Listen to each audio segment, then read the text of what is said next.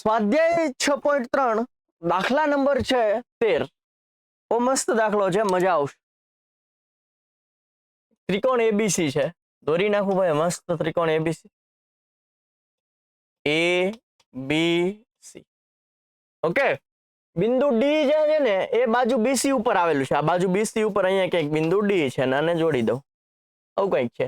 ADC બરાબર BAC, ADC એટલે જે આ ખૂણો છે એ જ ખૂણો બીએસી જેટલો છે. બીએસી મતલબ આ ખૂણા જેટલો છે. આ ખૂણો અને આ ખૂણો બે સરખો છે એવું તમને કહી દીધું. સાબિત કરો કે સીએ નો વર્ગ, આનો વર્ગ બરાબર સીબી ઇન્ટુ સીડી. સીબી ઇન્ટુ સીડી મતલબ કે તમારે એક આખા ત્રિકોણને, આ જે ત્રિકોણ છે ને, આખા ત્રિકોણને જે મેં દોર્યું એ ત્રિકોણ, જો આ આખું ત્રિકોણ, એને આ જે વચ્ચેનું ત્રિકોણ છે, નાનું ત્રિકોણ આ બાજુ,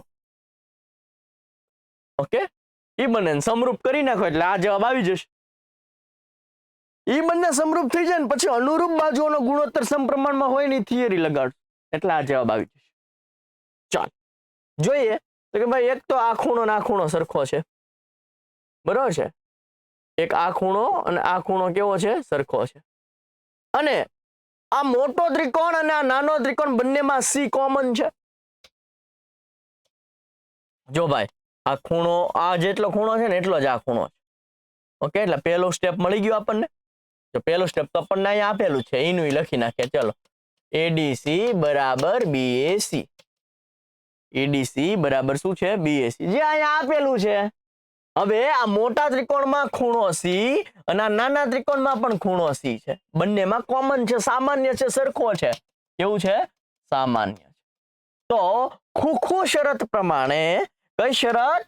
ખુખુ શરત પ્રમાણે, કઈ શરત? ખુખુ શરત પ્રમાણે હું સમરૂપ કહી શકું બંને ત્રિકોણને. ડીએ શું લખવાનું છે? ડીએ એ લખવાનું છે. સીએ સી લખવાનું છે. સીએ શું લખવાનું છે? સી લખવાનું છે. ડી અને સી આવી ગયું, ઘટે શું? એ. એ અને સી આવી ગયું તો ઘટે શું આખા ત્રિકોણમાં? બી. ઓકે, ચાલ, સી એ અહીંયા છે ને અહીંયા છે. જો આ સી એ અહીંયા છે એટલે બીજા ત્રીજા ના છેદમાં બીજું ત્રીજું લખી શકો. સી એ ના છેદમાં સી બી બરાબર. સી અહીંયા છે, પહેલું બીજું, બરાબર છે. તો આ પહેલા બીજાના છેદમાં પહેલું બીજું લખી શકું, પહેલા બીજાના છેદમાં પહેલું બીજું. આવું હું લખી શકું સમરૂપ ત્રિકોણના અનુરૂપ બાજુઓના ગુણોત્તર સમપ્રમાણમાં હોય. સમરૂપ ત્રિકોણ ની અનુરૂપ બાજુ ના ગુણોત્તર સમપ્રમાણમાં હોય એટલે હું લખી શકું. એટલે હું કેટલું લખી શકું? ડીસી ના છેદમાં સીએ લખી શકું, સીએ ના છેદમાં સીબી લખી શકું, ડીએ ના છેદમાં એબી લખી શકું. પણ મારે જેની જરૂર હતી ને એટલું જ લખ્યું. અહીંયા સીએ છે તો અહીંયા જો અહીંયા સીએ નો વર્ગ છે ને એટલે હું મેં સીએ ગોત્યું. અહીંયા સીએ ક્યાં છે? તો કે બીજું ત્રીજું. અહીંયા પણ બીજું ત્રીજું આવે, બીજા ત્રીજાના છેદમાં બીજું ત્રીજું. પછી સીએ ક્યાં છે? તો કે અહીંયા છે પહેલા બીજામાં, તો પહેલા બીજાના છેદમાં પહેલું બીજું. હવે આને જવા દઉં આમ. આ સી એસી કયો સીએ કે બધું સરખું જો, એસી કહી શકો ને સીએ કહી શકો. તો સીએ ગુણ્યા સીએ તો સીએ નો વર્ગ થઈ ગયો. સીબી આમ જતા રહેશે તો શું થઈ જશે? સીબી આમ જતા રહેશે તો સીબી ઇન્ટુ શું છે? ડીસી કયો કે સીડી કયો? ડીસી ને તમે સીડી કહી શકો ને. ઓકે, તો અહીંયા આપણે જે સાબિત કરવાનું તે થઈ ગયું. બહુ જ ઈઝી છે. કેટલો ઈઝી છે તો કે જો આ આપ્યું એ લખ્યું. આ આખા ત્રિકોણ અને આ ત્રિકોણ બંનેમાં સી કેવો છે? કોમન.